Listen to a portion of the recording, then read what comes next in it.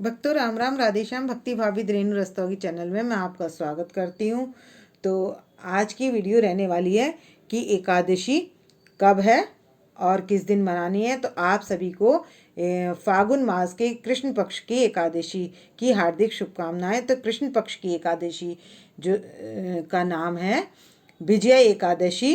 तो अब सबसे पहले हम कर लेंगे विष्णु भगवान जी को, अपने राधा जी को, इनका सबको विराजमान कर लेंगे। तो हमने अपने लड्डू गोपाल जी को, राधा रानी को, सबको पहना लिए पीले वस्त्र और यहाँ पर गाय माता को विराजमान कर लिया और लक्ष्मी माता को और विष्णु भगवान जी को विराजमान कर लिया। यहाँ पर करेंगे सिक्का, लौंग, सुपारी डालकर मैं कर लेंगे घट की स्थापना। यहाँ पर सतिया बनाकर मैंने और 8 बिंदी लगा ली है इस पर। और अब लगाएंगे अशोक के पत्ते। तो मैं ये यहाँ पर 5 अशोक के पत्ते लगा लूँगी। रोली और मैंने केसर और हल्दी से तिलक लगा लिया है अशोक के पत्तों पर। तो ये हम 5 पत्र, 5, 7, 11 जो आपका भाव हो वो लगा सकते हैं और इसको ढक देंगे हम सराई से। तो ये मैंने 5 पत्र रोली और केसर लगाकर ये मैंने विरा कर लिए हैं और इस पर करेंगे हम ये सराई है, मैं इस पर विराजमान कर दूंगी और पत्ते थोड़ा सा बाहर को निकाल देंगे। मैंने ये अशोक के 5 पत्ते यहाँ पर लगा लिए और ये रख दिए सराई। सराई पर आप रख सकते हैं, दीप भी रख सकते हैं और नारियल भी रख सकते हैं। तो मैं यहाँ पर नारियल रख दूंगी और अखंड दीप हम इसी की साइड में जला लेंगे। तो मैंने कर दिया यहाँ पर नारियल विराजमान। तो इसी साइड पर हम यहाँ पर क्या करेंगे, दीप जला सकते हैं, अखंड दीप जला सकते हैं। तो आप मिट्टी का दिया लेकर बड़ा दीप जला सकते हैं और इस पर हम अभी बांधेंगे कलावा। और इधर विष्णु भगवान जी को विराजमान कर रखा है हमने। तो यहाँ कर लिए हमने कलश की स्थापना। तो मैं यहाँ पर कलश पर बांध दूँगी कलावा और उसके बाद हम कर लेंगे जल से छींटा लगा लेंगे सभी पर। तो ये मैंने कुशा ले लिया और जल से मैं छींटा लगा दूँगी सभी पर। और छींटा लगाने के बाद इनके लगा देंगे तिलक। तो हमने गणेश जी को जल का से छींटा लगा दिया सभी को। और अब क्या करेंगे, हम सबसे पहले लगाएंगे सबके तिलक। तो मैं सबसे पहले गणेश जी के तिलक लगाऊंगी। तो मैंने इनको पुष्प के आसन पर कर दिया है विराजमान। और हम अपनी राधा रानी के लगाएंगे तिलक।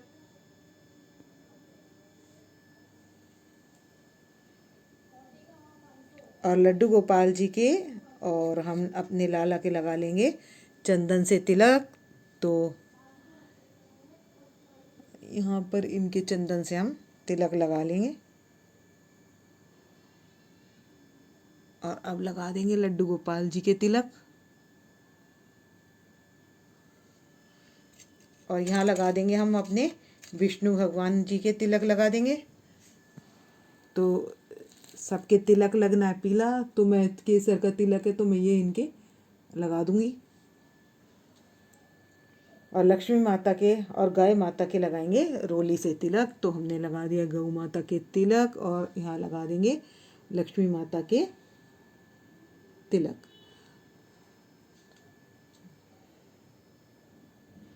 और अब पहनाएंगे हम जनेऊ।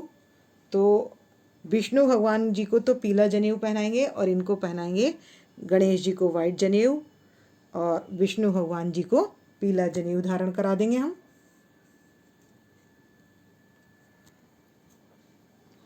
तो मैं यहाँ पर इनको पीला जनेऊ धारण करा दूंगी।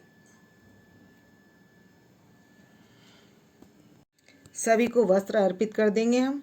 गणेश जी को वस्त्र अर्पित कर देंगे और अपनी राधा रानी को वस्त्र अर्पित कर देंगे। तो ये कलावा रूपी वस्त्र हम सभी को अर्पित कर देंगे। तो इस एकादशी में होती है विष्णु भगवान जी की पूजा। तो हम यहाँ पर कलावा अर्पित कर देंगे और लड्डू गोपाल जी को भी कलावा अर्पित कर देंगे और गौ माता के पास भी हम कलावा अर्पित कर देंगे। और यहाँ हमारे हैं विष्णु भगवान जी। तो इनके पास हम पीला और लाल, तो इस तरीके से हम इनको वस्त्र धारण। अब हम ले लेंगे गुलाल और अबीर। मैंने गुलाल में मिला लिया है अबीर और ये रंग है। तो हम होली शुरू हो गई है। तो इस तरीके से तो मैं यहाँ पर अपने जो आपकी पीतल की मूर्तियाँ आप इससे इस तरीके से लगा सकते हैं। तो सबसे पहले हम इनके चरणों में हल्का सा गुलाल लेकर चरणों में लगा देंगे सभी के, और उसके बाद हम यहाँ पर पुष्प अर्पित करेंगे। तो हम गणेश जी के पास गुलाल और अबीर का पुष्प अर्पित कर देंगे। इसी तरीके से हम पीले पुष्प अर्पित करेंगे सभी के पास। तो मैंने पीले पुष्प ले लिए हैं, तो ये हम अपने लड्डू गोपाल जी के पास अर्पित कर देंगे। और ये हमारे लड्डू गोपाल जी हैं, इनके पास भी पीले पुष्प अर्पित कर देंगे। और हम विष्णु भगवान जी के पास भी पीले पुष्प अर्पित कर देंगे, और गौ माता के पास। तो हम सभी के पास पीले पुष्प अर्पित करेंगे। राधा रानी और लक्ष्मी जी के पास सफ़ेद पुष्प के ऊपर गुलाब का पुष्प नाल वाला लगा सकते हैं, और यदि नहीं है तो आप सफ़ेद पुष्प चढ़ा सकते हैं। तो हम उनके पास सफ़ेद पुष्प अर्पित कर देंगे। अब कर देंगे हम फल अर्पित। तो हम गणेश जी के पास ये सेब अर्पित कर देंगे, और अपने लड्डू गोपाल जी के पास अंगूर अर्पित कर देंगे, और राधा रानी के पास और लक्ष्मी माता के पास इनके पास पीले फल अर्पित कर देंगे। तो मैं पीले फल लड्डू गोपाल जी के पास, और ये फल हमने अर्पित कर दिए हैं यहाँ लड्डू गोपाल जी के पास।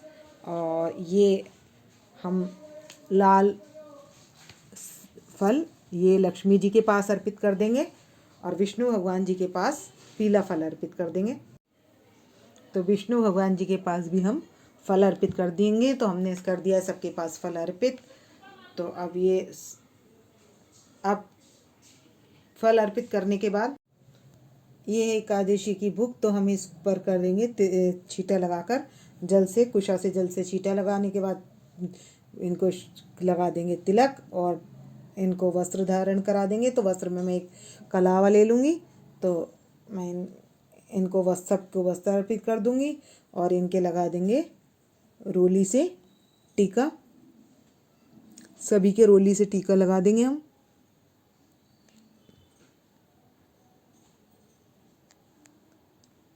तो हमने सबके रोली से टीका लगा दिया है। और यहाँ राधा रानी है, तो इनके भी लगा देंगे। और विष्णु भगवान जी के हम लगाएंगे चंदन से टीका,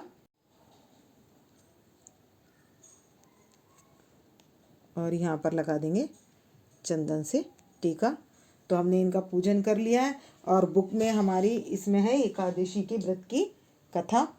तो हम और यहाँ चढ़ा देंगे हम पुष्प, और इसमें निकाल लेंगे विजया एकादशी का महात्म। तो हम विजया एकादशी का महात्म निकाल लेंगे। तो फागुन मास के कृष्ण पक्ष की एकादशी का नाम है विजया एकादशी।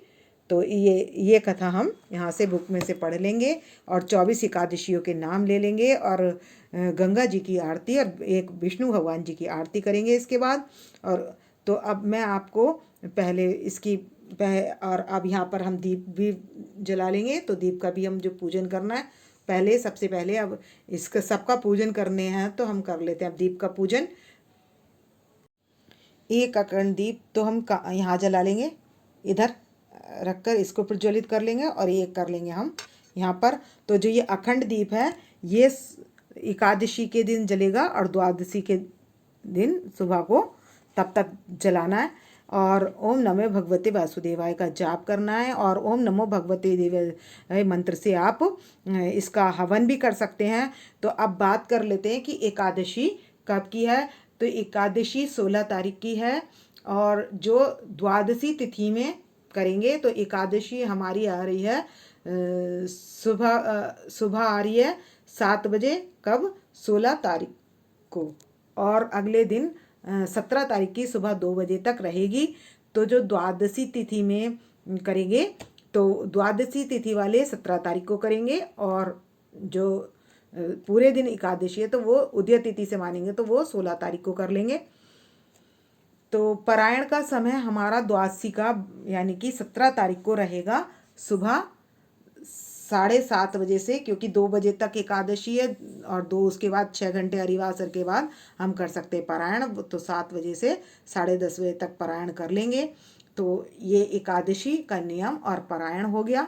और एकादशी का नियम हमें 10वीं को ही ले लेना होता है हर बारी की तरह। और तुलसी पत्र चढ़ा देंगे भगवान जी पर, और उनको अगर तुलसी की माला है आपके पास तो आप उनको तुलसी की माला भी पहना सकते हैं। तो इसमें विष्णु भगवान जी का पूजन होता है। और इस दिन किया था रामचंद्र जी ने पूजन विष्णु भगवान जी का, मतलब उनको वनवास हुआ था तो वो कथा में आता है। तो मैं कथा तो पूरी नहीं बताऊंगी, लेकिन सार रूप में कथा अब मैं दीप जलाकर कथा शुरू करूंगी। तो हमने दीप जला लिया है और आज क्या पूछते हैं, अर्जुन से कहते हैं कृष्ण जी क्या कहते हैं कि ये विजय एकादशी जो है सभी पापों से मुक्त करने वाली है और सभी मनुष्यों को विजय प्रदान करने वाली है। तो ये एकादशी बहुत पुण्य को देने वाली है। तो इस दिन क्या किया था, जब रामचंद्र जी को 14 वर्ष का वनवास हुआ था और पंचवटी में सीता जी के साथ रह रहे थे, तो वहाँ रावण सीता को हर ले गया था। तो इस कारण वह वन में सीता जी को ढूंढते हुए चले तो उन्हें जटायु मिले, जिनका जटायु जी की मृत्यु रामचंद्र जी की गोद में हो गई। और उन्होंने बताया कि रावण इस दिशा में सीता जी को ले गया है और अशोक वाटिका में की ओर ले गया है। जब उन्होंने ये सारा समाचार सुना तब उन्होंने सुग्रीव की सहायता लेकर लंका पर विजय प्राप्त की। तब बगदालभ्य ऋषि जी ने रामचंद्र जी को इस उत्तम व्रत को बताया था कि इस व्रत के करने से क्या होती है, विजय की प्राप्ति होती है और इससे बढ़कर विजय दिलाने वाला संसार में कोई व्रत नहीं है। तो इस एकादशी के करने से आपके समस्त पाप अवश्य दूर हो जाएंगे और रामचंद्र जी समुद्र पार कर जाएंगे। तो दसवीं के दिन या तो आपके पास स्वर्ण की हो या चांदी की हो, और चांदी की नहीं हो तो पीतल की मूर्ति, जैसे हमारे ये विष्णु भगवान जी हैं, तो इनकी पूजा करें और मिट्टी का कलश बनावें और उस कलश पर पल्लव, जैसे हमने ये कलश की पूजा कर ली है तो इस तरीके से के कलश बनावें, वेदी बनावें, उस पर भगवान विष्णु को विराजमान करें। 7 तरीके के अनाज लें और उसके ऊपर जौ रखें और नारायण की प्रतिमा को स्थापित करके उससे पूजन करें। धूप दीप नैवेद्य से उनका पूजन करें और समस्त समय और रात्रि जागरण भगवान की पूजा भजन कीर्तन में निकालें। तो ऐसा करने से आपको अवश्य ही विजय प्राप्त होगी। तो ये विजय दिलाने वाला, धरती पर पुण्य प्राप्त कराने वाला एकादशी का व्रत है, विजय एकादशी। तो इसके बाद हम ले लेंगे 24 एकादशियों के नाम और उसके बाद करेंगे हम आरती। हमने धूप दीप जला ली है, जोत जला ली है, तो हम कर लेंगे आरती। तो करेंगे बांके बिहारी तेरी आरती गाऊं, हे गिरधर तेरी आरती गाऊं, आरती गाऊं प्यारे तुमको मनाऊं, हरि चरणों में शीश झुकाऊं, मैं बांके बिहारी तेरी आरती गाऊं। इसके बाद करेंगे हम गंगा जी, कर लेनी है गंगा जी की आरती। ओम जय गंगे माता मैया, जय गंगे माता, जो नर तुमको जाता सो नर तर जाता। ओम जय गंगे माता, चंद्र सी ज्योति तुम्हारी, जल निर्मल आता, शरण पड़े जो तेरी सो नर तर जाता। ओम जय गंगे। जो हमने संकल्प के पैसे लिए थे और दक्षिणा ली थी और पुष्प लिया है या तिल लिए हैं, तो तिल से किया जाता है पूजन, तो हम वो विष्णु भगवान जी के पास या गणेश जी के पास अर्पित कर सकते हैं। तो और इसके बाद हमने ये जो जोत है वो हम कर लेंगे जल से ठंडी, तो हम लगा देंगे जल का छींटा। तो मैंने ये जल का छींटा शंख के जल से छींटा लगा दिया है और जोत दे देंगे सभी भगवान जी को। और उसके बाद ले लेंगे हम घर के परिवारजन। तो ये यहाँ पर हम लगा देंगे माखन मिश्री का भोग और पंचमेवा का भोग, घंटी बजाएंगे और भोग लगा देंगे यहाँ पर। और भोग लगाकर अब इसके बाद हम कर लेंगे पुष्पांजलि। पुष्पांजलि अर्पण करूं, ग्रहण करो महाराज, कृपा दृष्टि अवलोकिए, शरण पड़ेगी लाज। तो हम 3 बार पुष्पांजलि बोलेंगे और उसको अर्पित कर देंगे विष्णु भगवान जी के पास।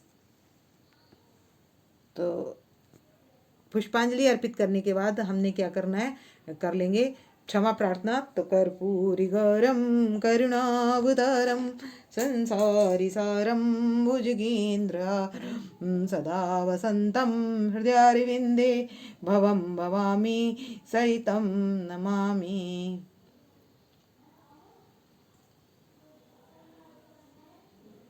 तो हमने क्षमा प्रार्थना करने के बाद इनको सबको चरणों में प्रणाम करना है। और करने के बाद उसके बाद हम ये जो जोत है वो हम घर के परिवारजन सब ले लेंगे। आपको यदि मेरी वीडियो पसंद आए तो प्लीज़ लाइक करें, सब्सक्राइब करें और शेयर करना ना भूलें। भक्तों राम राम, राधे श्याम।